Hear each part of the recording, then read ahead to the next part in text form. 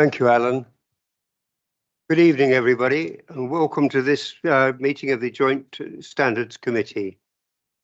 For the benefit of those watching on YouTube, the YouTube channel, members of the committee are present in the chamber, and these members will be voting on proposals, if any, this evening. The meeting will also be recorded via MS Teams in case of technical issues. Any members of the committee who are participating online via MS Teams can take part in any discussions and ask any questions, but cannot vote. Similarly, other members of the council who are present in the chamber or participating online via MS Teams can take part in any discussions, ask questions, but cannot vote. Your attention is drawn to agenda item 1, which sets out the guidance on how meetings will be conducted. Before we start with the formal business, we'll confirm attendance of voting members by doing a roll call. Victoria, please. Thank you. Councillor Davis. Present. Apologies been received from Councillor Ben, who's been substituted. Councillor Bell, who's been substituted. Councillor Betts. Present. Councillor Barton. Present. Councillor Bridge. Present. Apologies been received from Councillor Dean, who's been substituted by Councillor Clokey. Present. Councillor Hammond, not in there. Councillor Lark. Present. Councillor Parry. Present. Councillor Rhodes. Present. Councillor Roud is not in the chamber. Councillor Tanner. Present. Thank Lord Councillor Hammond has apologies. He's a long-term sick person, we know that. Parish Council representatives. Apologies being received from Addington Parish Council. Apologies being received from Aylesford Parish Council, who are participating by MS Teams. Apologies being received from Borough Green Parish Council and Burnham Parish Council. No apologies being received from Ditton or East Peckham Parish Councils. Hadlow Council. Thank you. No apologies being received from Kings Hill Parish Council. Apologies being received from Platt Parish Council and Plaxtall Parish Council. No apologies being received from Ryesh, Nordland, Bottlesmith or Botham Parish Council. Thank you. We can move on to the officers, please. Adrian, could you introduce yourself, please? Yes, of course. Thank you, Chair. Adrian Stanfield, Director of Central Services and Monitoring. And Victoria, please. Victoria Freeman, Democratic Services Officer. Thank you. We dealt with, I think we've dealt with apologies. Any other apologies to the ones we've had? No, and substitutes we've also dealt with now. So anybody with declarations of interest tonight? Thank you. And the minutes of the meeting, can I have your approval to sign the minutes of the last meeting on the 20th January? Sorry, get the right ones.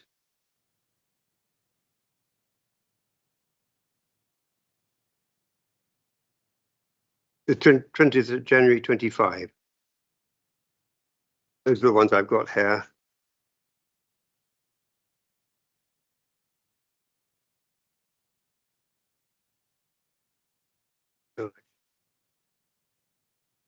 Thank you. So we will now move on to item number 6. The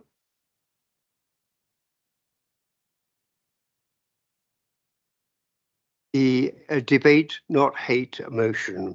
Adrian, can you? Certainly. Thank you. And good evening. In discussion with the Chair, we thought it might be helpful to structure the debate tonight in 3 parts so that you can have a discussion about all aspects of this. The first part would be about the LGA survey and the results of that. Secondly, moving on to talk about digital citizenship and digital abuse and intimidation. And then finally come to the toolkit as the final part and have a discussion about how we take forward the actions identified in that toolkit. So what I'll do is I'll start by introducing the first part about the LGA survey, then I'll pause and invite the Chair to say a few words and have a debate from there, if that's okay.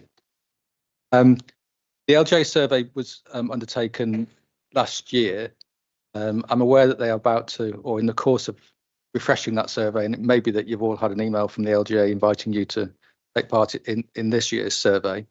But the survey results you've got in front of you tonight are from last year, and you'll see that the percentage of councillors that responded was relatively low. It was about 10% of those councillors that were invited to take part. So there is a certain amount of caution you should exercise in terms of placing weight on that survey. And it may have been that the 10% that goes to respond were those councillors that experienced most abuse and intimidation. So I think, not a statistician, but I think there probably are some conclusions you could potentially draw from that. But having said that, I think it's important that you do look at those results of that survey, because there was quite a number of councillors who reported abuse and intimidation. Importantly, I've included in the report the definitions that the LGA used of abuse, harassment, intimidation. I think they're all really important to bear in mind, because what I sometimes see as monitoring officer are differences of opinion, particularly in the online world, between what's acceptable and what isn't. And as politicians, you will be used to having political debates and sharing political discussions with one another, and that's fine. That's why that's part of what you signed up for when you became councillors, that you will have differences of opinion. You may have very different views on a particular subject to one of your political opponents, but there's a line at which it crosses into abuse, crosses into harassment, it crosses into intimidation, and it's about understanding where that line is, I think, as much as anything else. So one of the actions we've proposed in the paper, you'll see, is that we might want to consider doing a survey of our own to see whether or not what the LGA discovered through their survey is mirrored locally, whether your experiences are similar to those that have been reported to the LGA through their survey. I was going to pause there and invite the chair to say a few words, because I think what would be really interesting, certainly for me, would be to hear about your own experiences and whether you feel that the LGA survey is something that that chimes with you locally, and you've got similar experiences that perhaps you can share. So I'll pause there. Thank you, Adrian. I too have reservations about the LGA report. If you just digress for a little bit, you'll see why in a few minutes. 65 years ago, I did my GCEs, and my form master, who was also my maths master, turned round to us and said, "You're all departing the school, and some of you going on to college, some to apprenticeships, but we still got 3 weeks left. But there's no need for anybody to come in unless you want to. If you do come in, said I'll be doing gambling theory in the morning, and cricket, a bit of cricket, and some chess strategy in the afternoon. Not a boy missed a single lesson." The gambling strategy was permutations, combinations, and a lot of other basic statistics. And Mr. Rins started off the first lecture by saying of some fool, in other words, a politician, said, "They're lies, damn lies, and statistics." I've been trying for 65 years to work to rationalise between Winston Churchill and Mr. Rinn. And the mathematics of statistics is very rigorous, extremely rigorous. But there are problems with it. Statistics is the analysis of mass data. And if the data is wrong, then the statistics will be wrong. There's also politicians who steal the little bits they like and forget about the little bits they don't, and a few things like that. But it's the data which is I'm a little bit concerned about in this particular paper tonight. Basically, 16,700 councillors were asked to respond, and only 1,700 did, to about 10%. And they are a self-selecting group. And in statistics, you have to be very, very careful of self-selecting groups. It's one of the flaws that can exist in data. And therefore, when you go through paragraph 4.6, to see 73% It would be wrong to go right the way down to 7%, but it might not be too far to stretch things. But if we can now look at the report, forgetting that the statistician who did the work probably was not a member of the Institute of Statisticians, because he would probably lose his membership card. But there are problems in there. If we take it 2% have reported to police, 2% have had physical violence and this sort of thing, we have a problem that we do need to look at, because we are vulnerable now. And I think sort of we do need more so perhaps in this digital age. But so I think we look at this as a serious report, albeit that if you would, in a debate, you could have a field day picking the logic of the statistics apart. So I'm going to move on now, and if we could just ask people to consider the LGA report, raising any comments and anything you want, and if you want amplification or anything like definitions or anything like that, Adrian can help us with it. Kim, please. Thank you, Chair. I'm of an age where, you know, I grew up in an age of non-political correctness, so I'm not of a nervous disposition. But I have to say, I have experienced severe intimidation from the time when I was a cabinet member and we made unpopular decisions. So it's what I'm trying to say is I'm not the type of person to take things to heart very easily.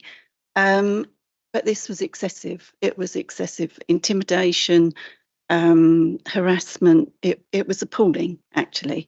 And most of it was on Facebook. But there was also people telling me that knew part of the group that was causing all of this. There were people telling me that there was a particular person who was actually gunning for me. And it was, and I was told that I should take it seriously and probably not go into Tunbridge Town Centre on my own. So I think that's a bit extreme. And the only time that stopped or slowed down was when a member of one of our opposition parties intervened, had a word with the people because they were part of her ward. And I was so grateful for her support, because it was only at that time that things slowed down. So I think we do have to take this seriously. I know for a fact that the leader has also suffered serious intimidation to the point where he had to report it to the police. And quite frankly, it's inappropriate. So, you know, I'm not a nervous person, but it's completely inappropriate. I was told by another member who was engaging with this group that we put ourselves up for election and we're fair game. I'm sorry, but I don't agree with that. Thank you. Anybody else? Yeah, just to sort of follow up on that, to say, I mean, you can look at the numbers on this and go, it's a self-selecting sample, but even if you took sort of like worst case scenario, you divide it by 10 and assume that everybody who's suffered any intimidation has reported on this, you still end up with a number of unacceptable incidents. So it's definitely something we need to take seriously. And I think there is, in many ways, a problem with members of the public who don't always draw that right line between robust criticism, which is perfectly fair, and abuse and intimidation, which is absolutely not acceptable. Beth. Thank you. Just three things. Number one, I fully agree. Low figures don't invalidate the experiences. One is too many, surely. And yes, we do put ourselves up for election, but we don't put ourselves up to be abused. We don't put ourselves up to be threatened. We don't put ourselves up to be intimidated. It's not right, and we do need to take it very seriously. And also, I wonder if many of the figures are low because they're not reported, because people don't feel that anything will be done. Maybe there's a feeling that, okay, it's part of the game, it's part of being an elected public figure, so I'm not going to complain. So I do wonder if that skewed the figures as well. And finally, you know, there is the question that, or the issue that with many threatening behaviours, they start off low and frequently escalate across the spectrum. So the person that maybe makes a passing comment online, I think it's highly likely that these sorts of behaviours will escalate unless they're nipped in the bud. So I think it's extremely important we take all of this seriously. Please. Thank you, Dave. Sorry, Mr. Chair. I think we're now in the digital age, and the famous words keyboard warrior has empowered those who previously had little scope to broadcast their extreme views, odd actions, and things which most normal people find totally incredulous.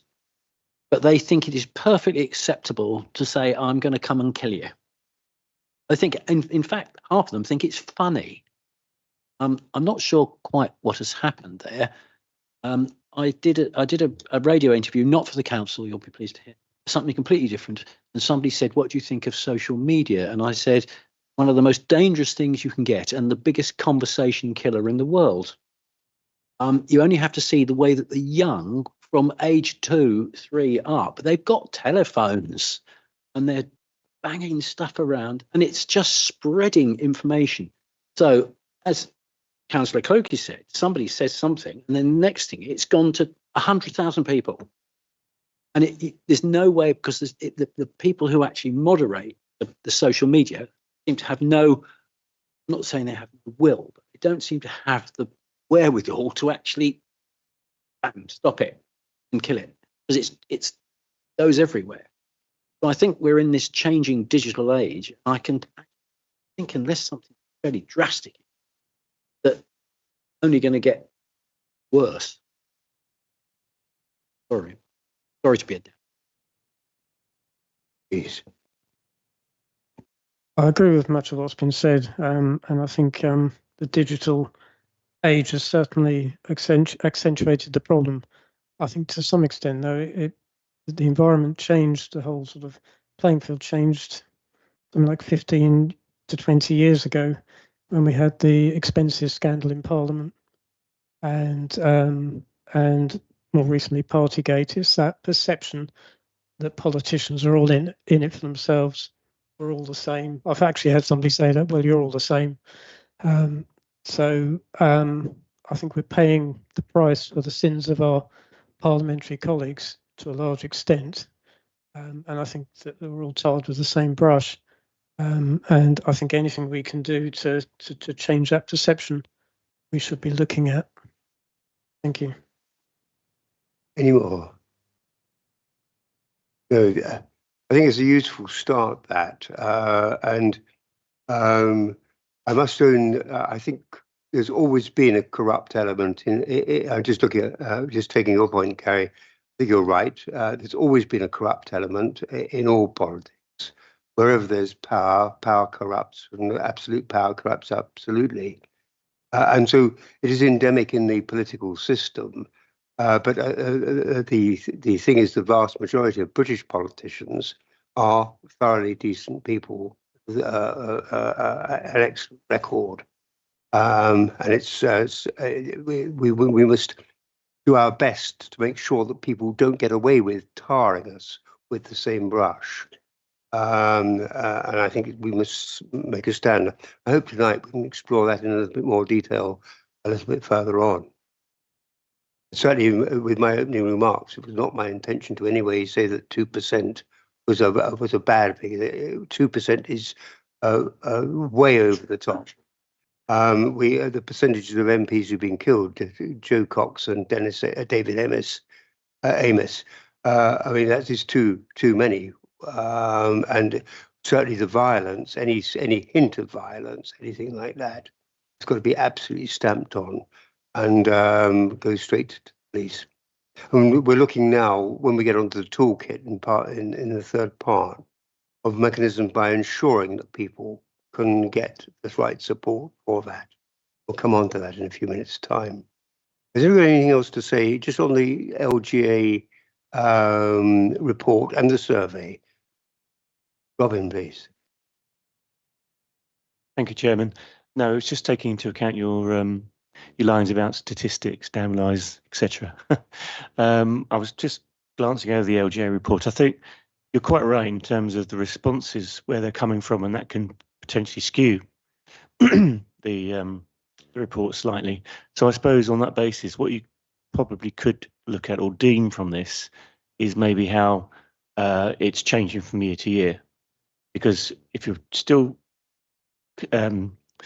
commencing the survey in a similar fashion year to year, and it's those respondents are going to be pretty much the same type of respondent, then the only thing that you could deem from this report that would statistically stand up, I guess, in that circumstance, is how that might change year on year. In other words, is it getting worse or is it getting better? I mean, like we've all said tonight, one is too many, to be fair.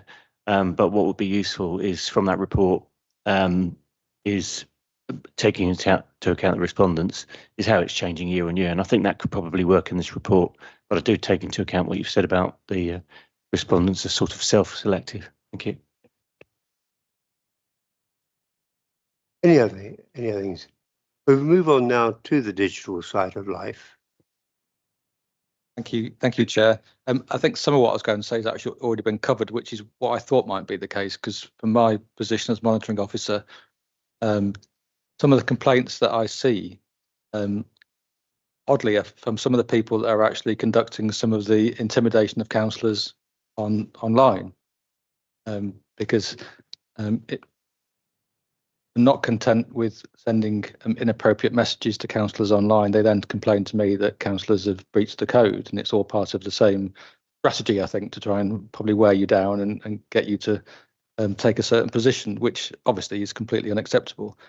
And it was really because I'm conscious, because I do see not just the formal complaints, but I also get other communications and other contact with councillors and members of the public through my other roles, that I'm acutely aware of the type of abuse and intimidation you will have to put up with in the digital world. And that's really where it seems to happen in the main that I see.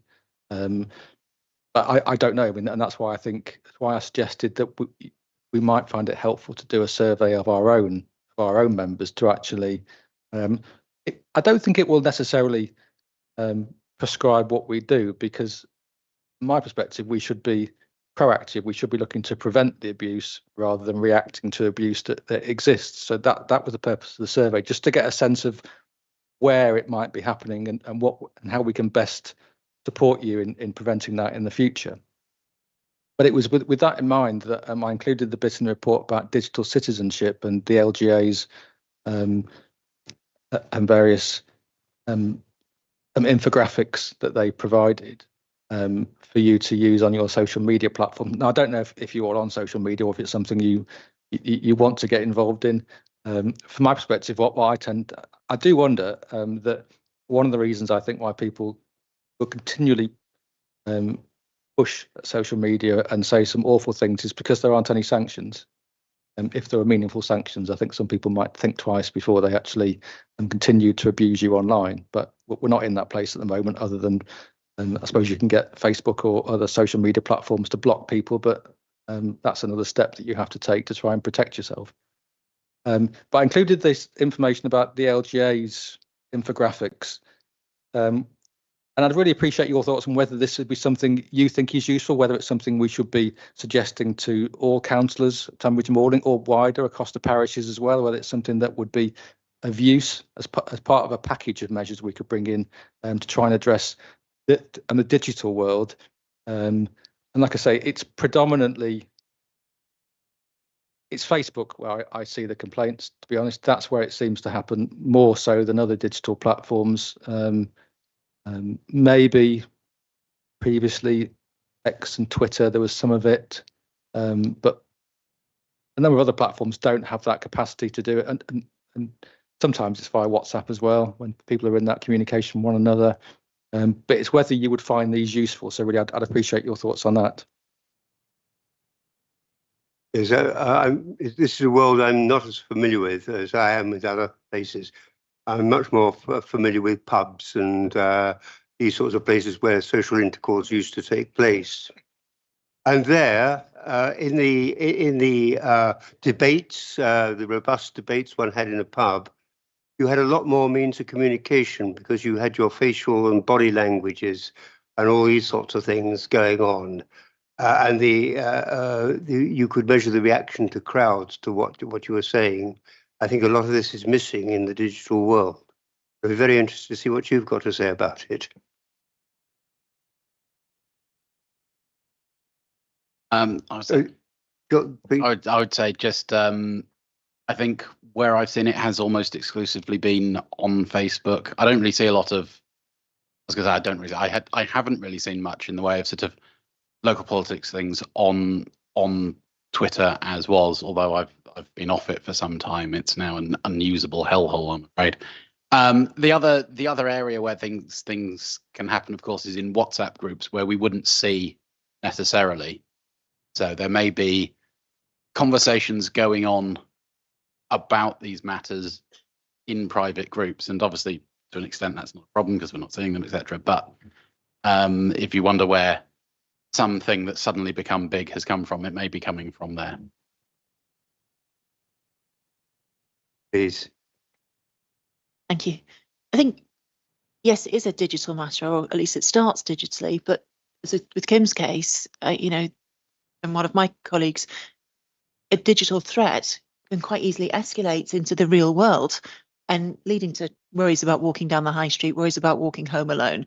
And threats that are made by a keyboard warrior may seem idle or may just be somebody sounding off, but it does affect the real world as well. And you mentioned, Adrian, that there aren't really sanctions, but people can and do take action.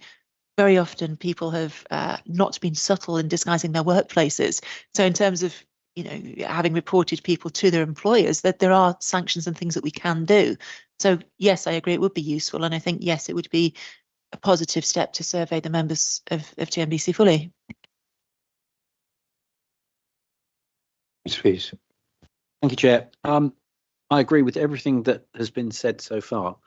I think the problem, as I said before, is that people hide behind a wall of supposed or implied anonymity, and that gives them an inner strength to think that they can say exactly what they want. And I don't know what's up with society now, but it just seems that the handbrake's been taken off with reasonableness. It's a horrible word, but it's the best one I can come up with. People don't measure what they say. Down the pub, as you said, I mean, yes, my in-laws were publicans, and you could see that you'd have a debate and there'd be two blokes pointing in general language. And if it got bad, it went out in the car park and they sorted it out. And the landlord didn't have to see it, but they were very careful not to do it in the pub because they knew that if they did, they would never be going back again because they'd be barred. And the problem with Facebook and digital is, as Adrian has rightly said, there is no sanction. So they just feel invincible, these people. And the fact that it does manifest itself into actual physical threats from that empowers some people who are on the outside of the group and they think, oh, well, I'll go and sort it out. I know where he lives or she lives. And they do. But it all starts with one little Facebook thing. But as I said, I think Adrian's right. It's mainly Facebook. I don't think it X and Twitter just seem to sort of spout off a load of nonsense. Chaos reigns. But yeah, Facebook is the main. Gary. I'm just thinking that I better not disagree with Councillor Locke, otherwise he might take me outside. I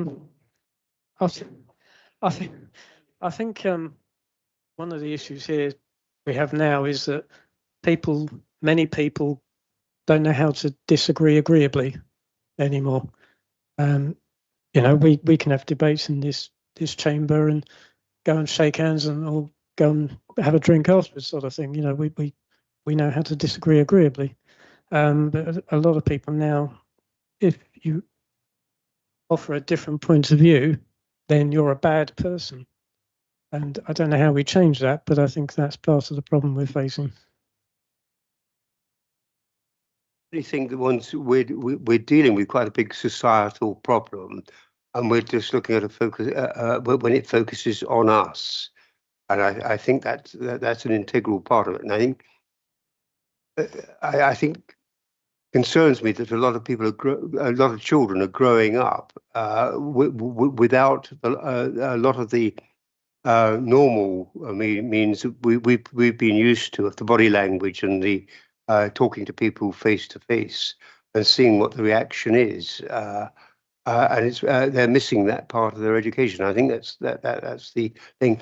I just wonder if there's a lot that schools shouldn't be doing in this, in encouraging debate and disagreement. I am minded. I forget who it was, but many years ago, someone said to me, "There's a vicious argument in the House of Parliament across the bench, which was the Speaker had difficulty in controlling." The two MPs mostly responsible were seen drinking afterwards, and somebody asked them why. I said, "Oh, we're great friends." It's a different world they lived in, perhaps. Anybody else for to talk about the digital things in life? Right then, if we move on to the third part, please, Adrian. Thank you, Chair. The third part, and I was going to really take you to Annex 4, which was the summary and forward plan. So rather than go through each of the pages of the toolkit, Annex 4 provides the summary of the scores that were given as part of the self-assessment, which I undertook, the key gaps that have been identified and the actions that I think at the moment we could usefully take to progress some of those gaps. I tried to be as honest as I possibly could in answering the questions in the toolkit, and hopefully the scores reflect that. There are some gaps, certainly I think, that I've identified, and I certainly think there are some actions that we can take. What's really important for me in all of this is how can we as officers best support you to A, prevent abuse, but B, also equally to help you if you do receive abuse or intimidation or harassment from anybody. And so the steps that we've put, or the actions that we've identified in the toolkit, really are designed to do that. They are just an initial proposal as to the actions that we can take, and you'll see from the report that we are inviting members to consider whether you'd prefer me to go away and work with colleagues to progress those actions and then bring them back here, or whether you'd like a member working group to oversee those actions and any other ones I think that you might find useful. So for the moment, I've identified a number of actions, principally under the creating safe spaces and creating a risk-led approach. Those are the ones where I identified the lowest score and therefore the most gaps. So in relation to creating safe spaces, for example, identified that, I think tonight's the first time we've had this discussion really, which has been really helpful to have that, but we don't or haven't created those structured opportunities for you as members to have the place to discuss the concerns that you have.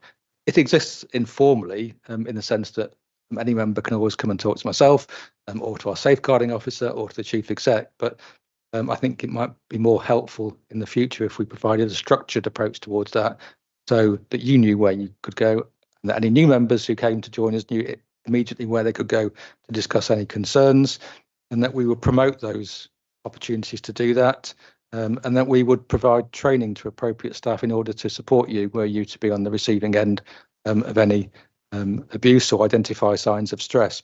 And this comes back to the point I mentioned earlier, which is I don't want the role of this council to be seen as reacting to abuse. It's certainly out there. We've heard some examples of it tonight. I think the survey would give us a more helpful insight into types of abuse or intimidation that you've experienced and perhaps give us some direction in that regard. But I think it's important that we are proactive in this and give you the support to allow you to do what you can to prevent that from happening. And if it does happen, to know immediately where you can come and discuss that and where you can get some support. So that's really informed the actions that I've identified at Annex 4. I wasn't going to go through each individual action, but I'm happy to take questions, Chair, if that's helpful. I think The two things that Adrian's mentioned. The first is, I think if I was going to do it, if we were going to do it, I would recommend that we did the survey first, and then had a members working group. Maybe we require a members working group to actually supervise the survey, and then move on to sort out the toolkit and any other actions we have, working with the officers, Adrian, and what have you, as we go. What's your feelings on it? Please. Thank you, Chairman.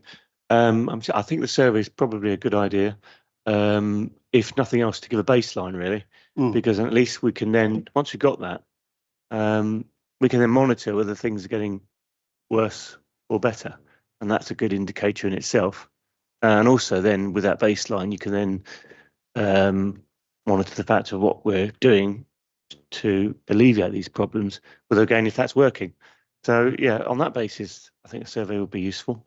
And I also agree with the working group, because the working group would be people that have experienced those problems, and they'd be the best people to put together what they think would help them in the future. So I know I'm not saying Adrian's not experienced in that, but I just think the very people that have experienced that, and we've heard from obviously Kim tonight, then from that perspective, they would probably have the best knowledge and best ideas to move forward. Thank you. James.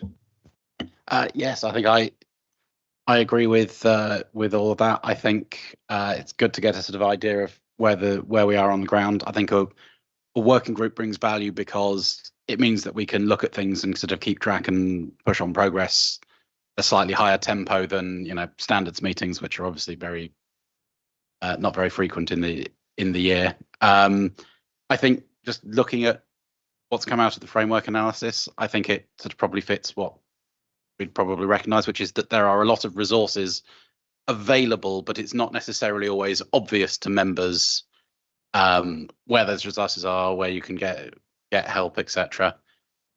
Just in terms of sort of putting together that guidance to members, it, at the risk of sort of bringing a few sort of political adjacent elements in, I think, as well as all the support that the council can provide, I think probably most parties will provide support to their members and their councillors, either from the party bodies or like councillor associations and things. So contact details for the various party bodies going into there as well probably be helpful to councillors.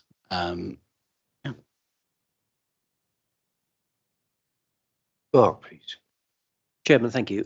Convince me we need a working party. I think it's quite important that we take ownership of this. There are serious problems out there. They don't affect everybody. I must own, I think it would be valuable in that working party to have people certainly who are affected. I think it's also worth having a balance of people who feel they have no problems as well. I'm not saying that to that end, I think the working party would be of value. And I think the critical thing is that it's got to be our thing. It will come back to this committee again, but to have that input. And the other thing is we want to do this fairly swiftly. A working party can operate outside the 3-month or 4-month period of our deliberations as a standards committee, but and in doing so, I think much faster progress. That's my thought, but can anybody else help me with that answer to Mark? Please. I think as a first port of call, we get the survey done. I think that's the initial starting point, and possibly take it from there. I mean, you know, I would hate anyone to experience what I went through. So I'm more than happy to be part of a working group and give my input there. But equally, you know, I know that you've experienced it too, Adrian. So you're very well aware of how it feels. So You know, however we deal with it, that's fine, as long as we deal with it. Thank you. I think one of the dangers in not taking action, or if we have a survey in which people say, oh, okay, nothing's happening to me at the moment, means that we're going back to, as Adrian said previously, we will be reacting to something that does happen rather than taking a proactive stance and being ready to deal with things when they do happen. Because, as we've all commented this evening, I'm afraid I think it is a bit of an inevitability. And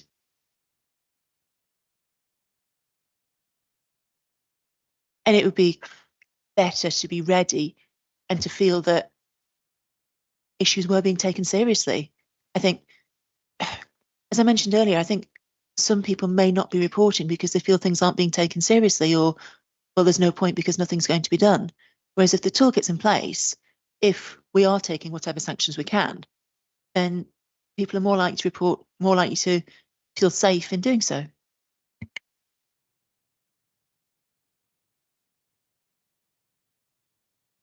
Just another thing on sort of future action we might take. We've done all this. Have we reached out or had conversations with neighbouring authorities on how they handle these things, whether what they've got in place in terms of their work? And I suppose also the other area where there's overlap is, of course, we're talking about abuse of council, of course, but as mentioned, abuse of officers is also a big problem, and I assume there's a sort of overlap in the work that we've done on those two areas.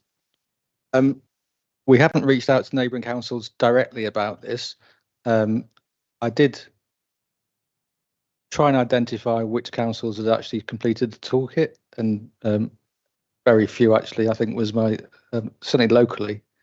After tonight, what I can do, and I will do, is raise this as a group called the Kent Secretaries, which is monitoring officers across Kent.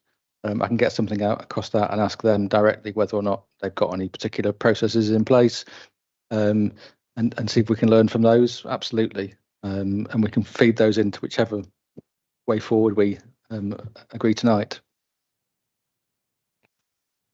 One of the reasons for wanting to move fairly swiftly is that we're not including at the moment our parish councils in this.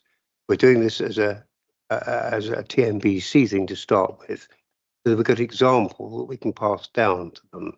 I think that would be an easier way of doing than having all our parish councils involved at the moment. So I think that again is a reason for getting best progress in the least time for that.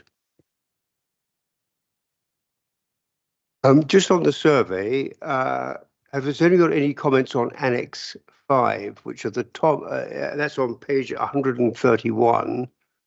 That is the survey. I'm just wondering if we need a working group to work through those questions and look at them, or whether we can go out with that now.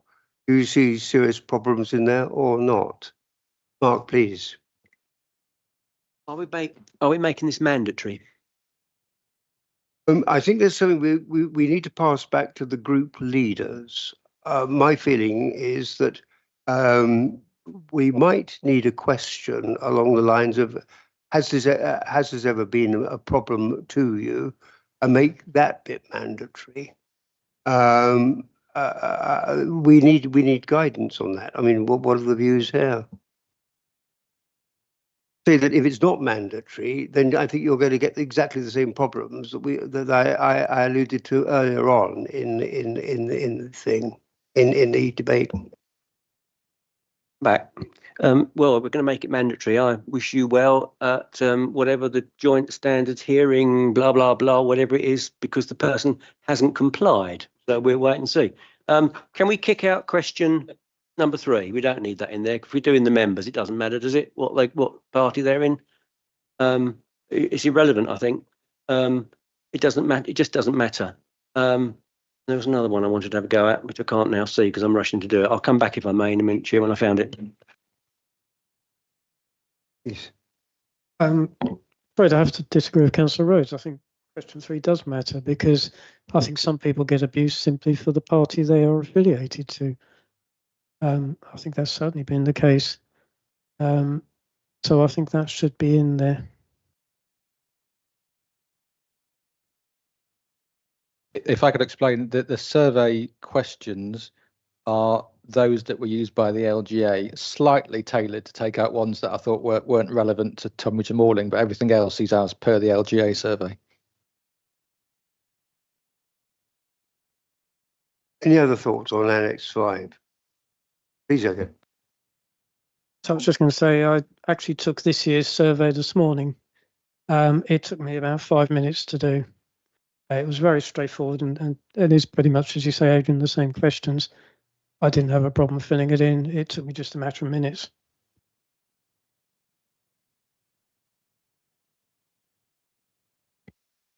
I think if it can be achieved, mandatory would be useful, wouldn't it? To to get that broad spread of response and views, so you can use it in a more meaningful way. As otherwise, as you said, you're going to get probably the respondents have experienced these kind of issues responding because they feel so strongly about it. So I think in some way, I don't know how you do that, but in some way, getting as best response as you can would be useful. But I'll leave that to Aidan to work out how he could do that.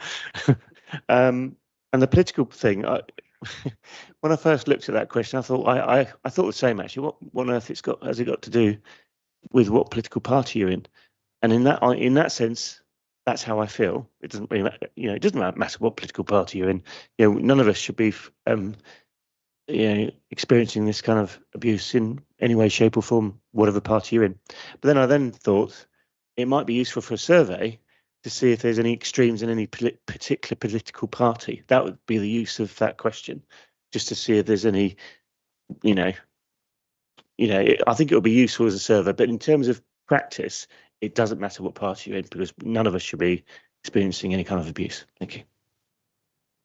If it's mandatory and people don't reply, if we put in an opening phrase and throw this open for discussion, that you will be assumed to have never had any problem whatsoever.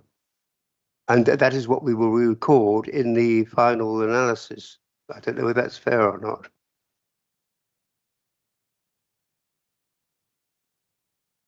I think perhaps, Chair, it's a point I can take away and discuss with Damien and the group leaders to do as much as we can to strongly encourage everybody to complete it. Perhaps I can take that point away for you. Right. I think we've. Anything else? Anybody got anything else to say about the toolkit or anything from Annex 4? In which case, in large measure, I think we've got. We've done down our 3 parts. Anybody want to make any final points on this at all? In which case, let's go to the recommendations, please.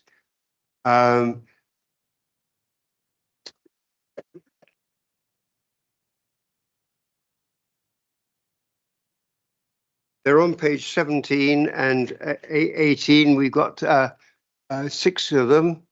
Do you want to take them on block or do them one by one?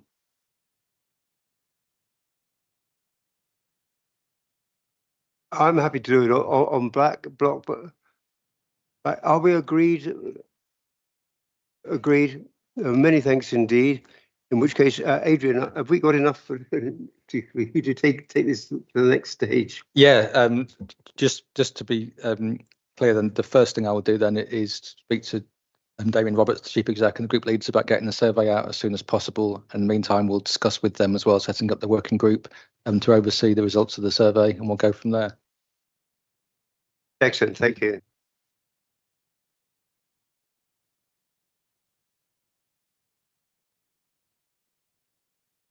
If we now move on to item 7, urgent items, I have none. I have no reason to exclude the press or public because there are no urgent items in part 2, and therefore I close the meeting at 8:20.